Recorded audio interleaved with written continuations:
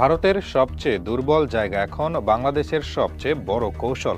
শিলিগুড়ির গায়ে গায়ে দাঁড়িয়ে যাচ্ছে এশিয়ার দ্বিতীয় বৃহত্তম বিমান ঘাঁটি বাংলাদেশের লালমনিরহাট এয়ারবেস। শুধু ঘাঁটি নয়, এটি হচ্ছে একটি ভয়ঙ্কর সামরিক বার্তা, একটি কৌশলগত হুমকি এবং ভবিষ্যতের যুদ্ধ ভারসাম্য পাল্টে দেওয়ার কেন্দ্র। ভারতের চিকেন নেক নামে পরিচিত শিলিগুড়ি করিডোর এখন এই ঘাঁটির ছায়ায় ঢেকে যাচ্ছে। দিল্লির ভেতরে বসেই ভারত বুঝে গেছে বাংলাদেশ যা করছে সেটা কোনো প্রতিরক্ষামূলক প্রস্তুতি নয়, এটা আক্রমণ মোকাবেলার সক্ষমতা গড়ে তোলা, একদম শত্রুর গলার কাছে। চিকেন নেক করিডোর মানে ভারতের সেই ২২ কিলোমিটার প্রশস্ত সরু ভূখণ্ড, যেটা ভারতের মূল ভূখণ্ডকে ৭টি উত্তর পূর্ব রাজ্যের সঙ্গে যুক্ত করে রেখেছে। এই অঞ্চল ভারতের জন্য যে কতটা গুরুত্বপূর্ণ তা বোঝানোর জন্য যুদ্ধ লাগার দরকার পড়ে না। শুধু একটা বিমান ঘাঁটি, শুধু একটি মিসাইল রাডার, শুধু একটা ফাইটার জেট এখানে স্থাপিত হলে ভারতের উত্তর পূর্ব অংশ পুরোপুরি বিচ্ছিন্ন হয়ে যাবে। আর সেই কাজটাই এখন করছে বাংলাদেশ। লালমনিরহাট ঘাঁটি এখন শুধু একটি রানওয়ে নয়, এটি হচ্ছে একসাথে radar command, UAV operation centre, fighter squadron hanger এবং সামরিক প্রশিক্ষণ ইউনিটের একক মিলিটারি কমপ্লেক্স। এবং এটিকে ঘিরেই তৈরি হচ্ছে দেশের বৃহত্তম অ্যারোস্পেস ইউনিভার্সিটি, যেখান থেকে বের হবে বাংলাদেশের নিজস্ব প্রতিরক্ষা বিজ্ঞানী, প্রযুক্তিবিদ, ড্রোন অপারেটর ও কৌশল বিশ্লেষক। এই ঘাঁটি হবে বাংলাদেশের সামরিক মস্তিষ্ক, আর অবস্থান হবে ঠিক ভারতের গলার ওপর।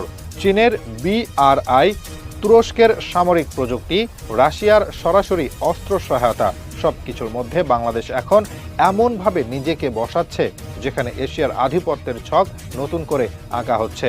আগে যেখানে বাংলাদেশ ছিল একমাত্র ভোক্তা, অস্ত্র কিনতেও সিদ্ধান্ত নিত না, এখন সেখানে বাংলাদেশ বলছে আমরাও নির্মাতা হব, আমরাও রণপ্রস্তুতির নেতা হব। লালমনিরহাট ঘাঁটির নির্মাণ পরিকল্পনা শুরু হয় শান্তভাবে, কিন্তু দ্রুতই তা ভারতের কূটনৈতিক সার্কিটে আগুন ধরিয়ে দেয়। কারণ তারা বুঝে গেছে বাংলাদেশের এই ঘাঁটি শুধু নিজের আত্মরক্ষার জন্য নয়, এটা হচ্ছে সেই ঘাঁটি যেখান থেকে যুদ্ধ শুরু হলে ভারতের দুর্বল করিডোর হয়ে উঠবে মৃত্যু ঘণ্টার মতো ভয়াবহ। এখানে বসবে AES এর রাডার, অর্থাৎ আধুনিক fire control, BVRAAM beyond visual range air to air missile এর প্রস্তুতি unit, UAV combat fleet multi role fighter deployment J-10C বা KAN সম্ভাব্য, ড্রোন ইনফ্রাস্ট্রাকচার ও রক্ষণাবেক্ষণ ইউনিট, এয়ারবোর্ন আর্লি ওয়ার্নিং এর লজিস্টিক ঘাঁটি।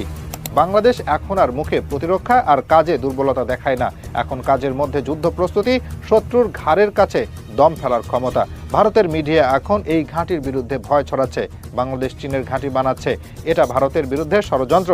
প্রশ্ন হলো, ভারত কি আজ পর্যন্ত বাংলাদেশের প্রতিরক্ষায় ১ টাকাও দিয়েছে?